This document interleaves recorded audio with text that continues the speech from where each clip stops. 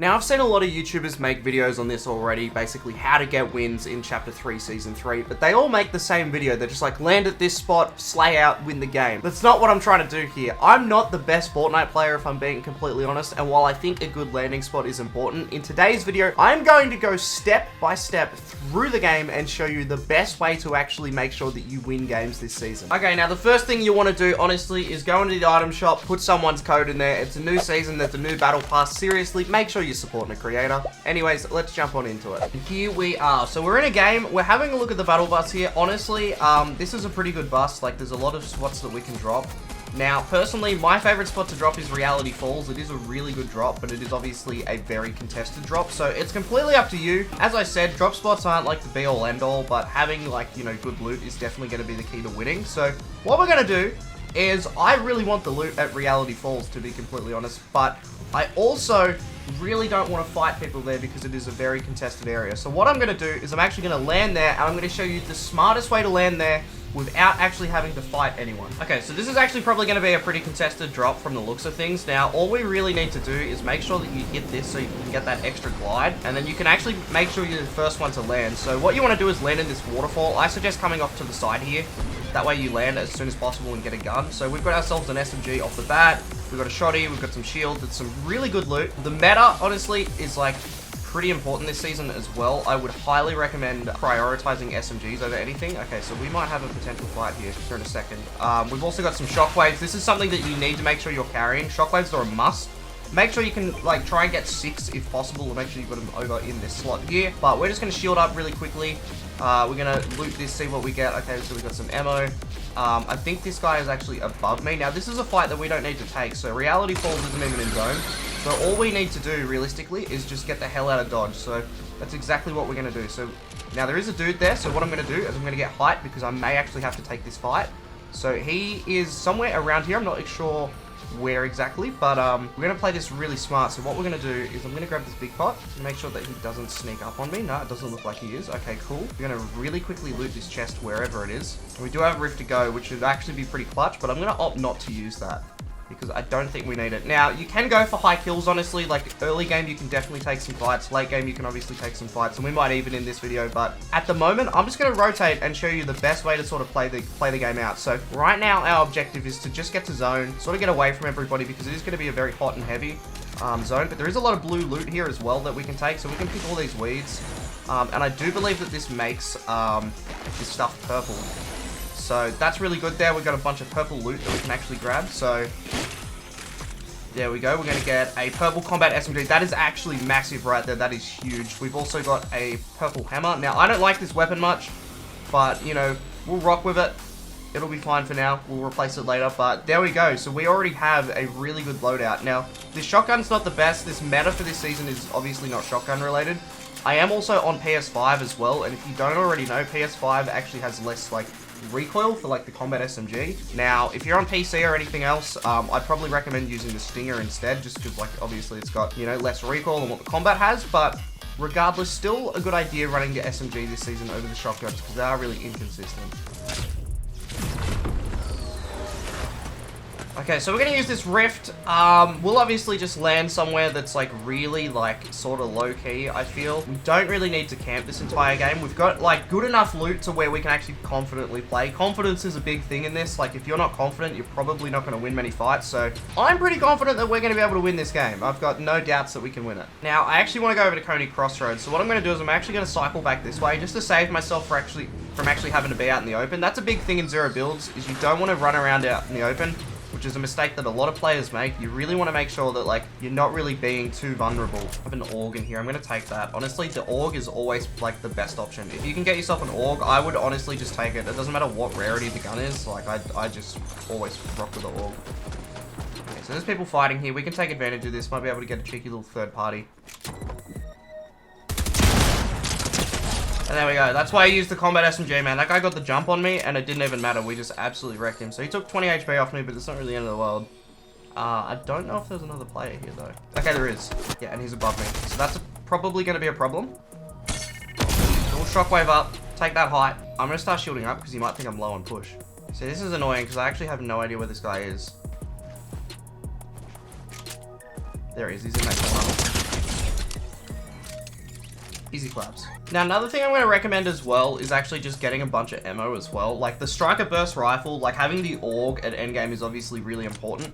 But also just having ammo, there's nothing more frustrating than getting to endgame and running out of ammo and feeling like you have to fight someone just to get shots. So make sure that you're like just, you know, looting up as much as you can over the game. If you're playing zero build, you don't need to farm for mats. And instead of farming for mats, you should really just be farming for ammo instead. Okay, so we've got Coney as like an end zone here. Honestly though, as much as I like Coney, this isn't going to be the place to go because everyone's going to rotate over here. So the best place for me to go right now is probably Daily Bugle because it's going to be more than likely not contested. Now, really quickly, I'm actually going to come grab this because I didn't even notice this, but it's actually all gold stuff here. So we may as well take advantage of this, probably get some really good loot out of this, hopefully. Let's have a look at what we get. Okay, so that's actually really disappointing. We didn't get anything that I would personally grab. The Stinger there is not bad. I might actually take that over the shotgun, but I would still use the combat. I just think that a Stinger is better than using a shotgun. Okay, so we're going to be careful how we approach this fight. Yeah, so I just had a feeling that I wouldn't win that fight. I don't know why. Sometimes you get that feeling, and like it is just better to just dip out. Now, this guy's probably going to keep aggressing me, but that's okay, because we've reset this. We can get an advantage on him now as he comes over. See, we can get a couple shots here. So there goes 50 shield. Now, he's probably going to continue to aggress this, but, okay, so he's got a few easy shots. So we'll just, like, you know, play it smart. It's my first game on, so my shots are a little bit crap. Like, if you're like me and you can't aim sometimes, it's perfectly normal. Don't feel bad about it. Don't panic. Just reset. And then, you know, try again. Now, I am actually going to come over here because this guy is pretty, like, aggro. I think he wants this fight more than anything. So, like, you're probably going to have to take this guy on. And my advice for doing that is just finding the best position to do that. So, let's have a look, see if we can see him anywhere. Yep, so he's riding up to us right now. Okay, here he comes, here he comes. Okay, we're going to break that just so he's got no mobility. Sort of, like, forces him to, like, stay there. Really crappy spot. Now, we can get rid of this tree. That is actually going to really upset him. Now, I need to reload here in a minute, so I'm going to just reload and then continue breaking the tree.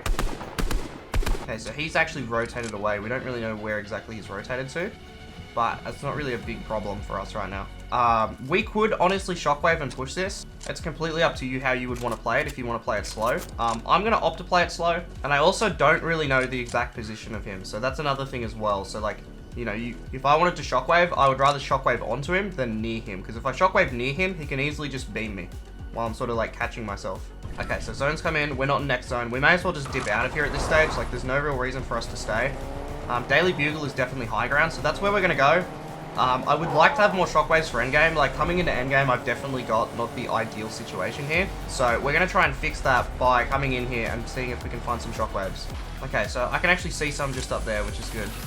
And we just got some out of this chest. That is actually like the god luck right there. You're usually not going to get that lucky, right? Like, that's ridiculous. But there we go. We've got 5 shockwaves now, which puts us in a pretty comfortable position for endgame. Now, my advice here with a Daily Bugle endgame would be to just sit in the buildings. Like, you know, you don't need to take unnecessary fights. So I would honestly recommend just getting in a building, sitting in there, letting everybody fight it out. I know it's not the most thrilling way to play, but with a zone like this, you sort of need to. I still need more shots, so we're going to come and just grab them.